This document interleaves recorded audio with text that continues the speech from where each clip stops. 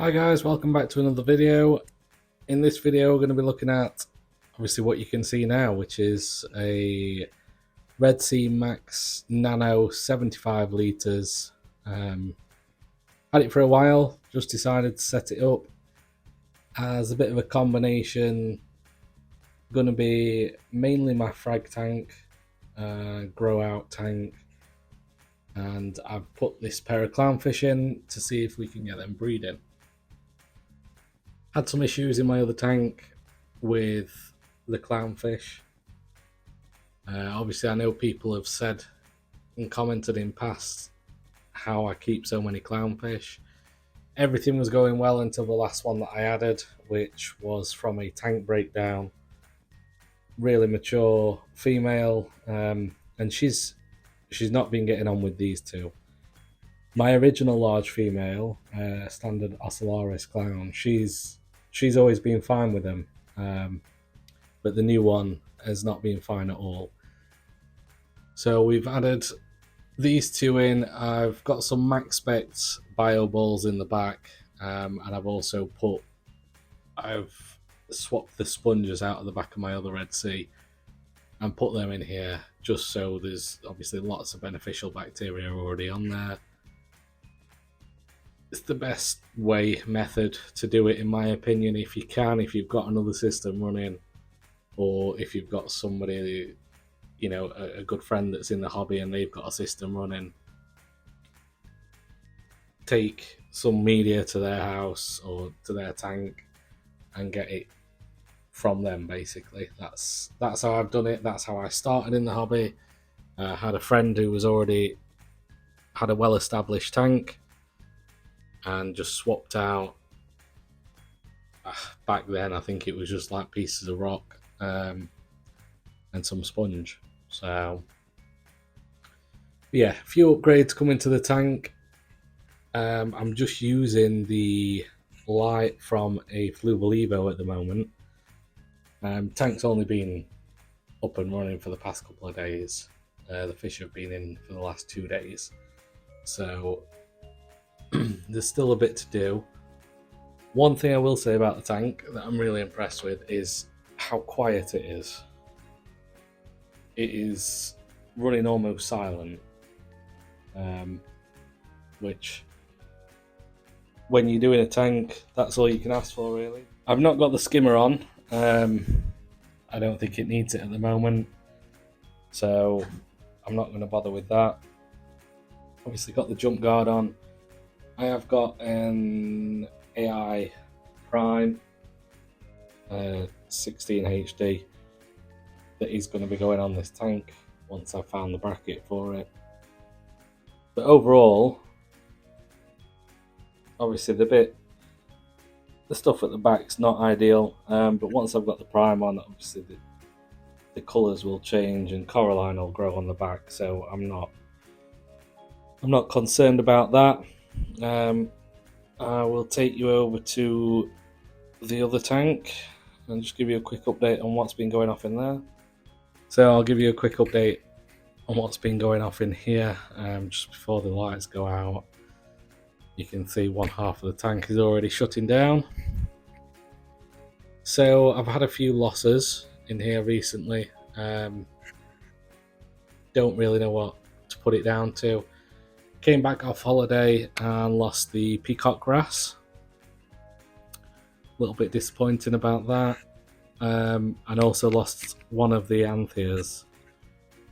So had a week away and lost 2 fish. Bit disappointing, but not a lot I can do about it.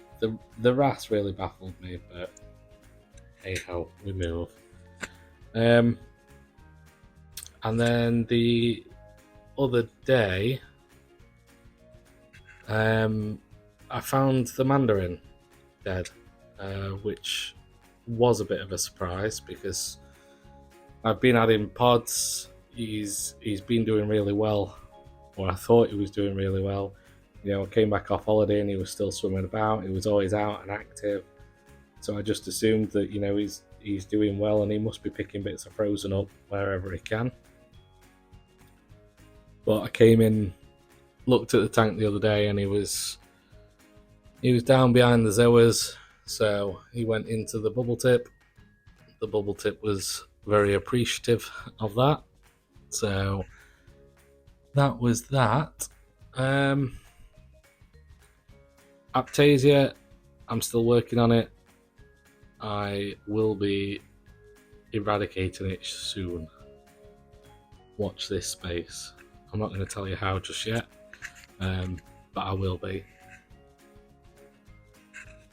So once I know that the other corals and everything are doing all right in that tank over there, once I've got the prime on, I will be moving some stuff over that's in here. Basically, the majority of the sandbed.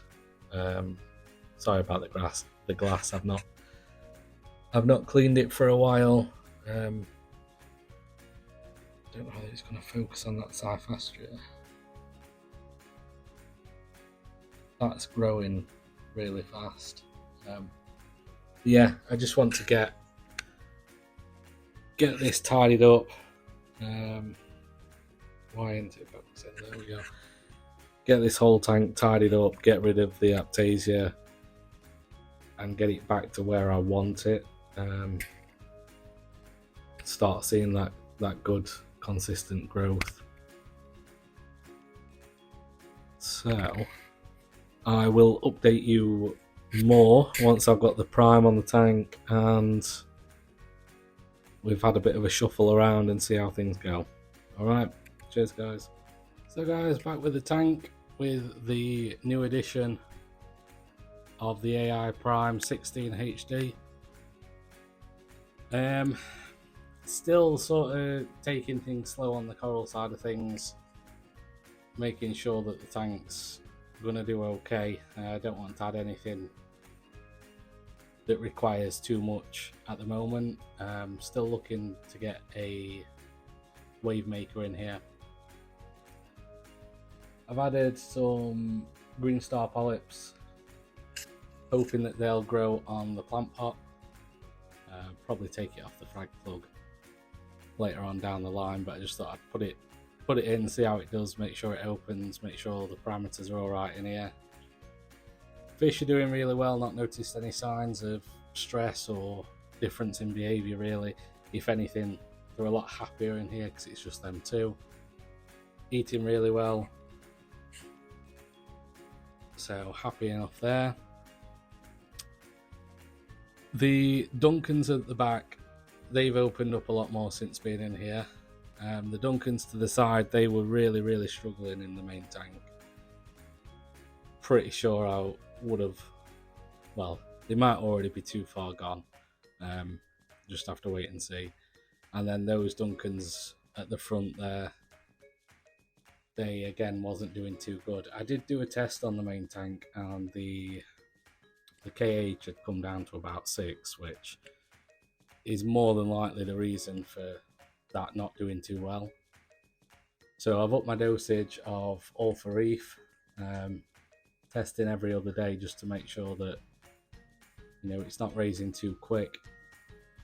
But it's not surprising that it's getting through so much, so many elements just with how much coral and stuff we've got in there.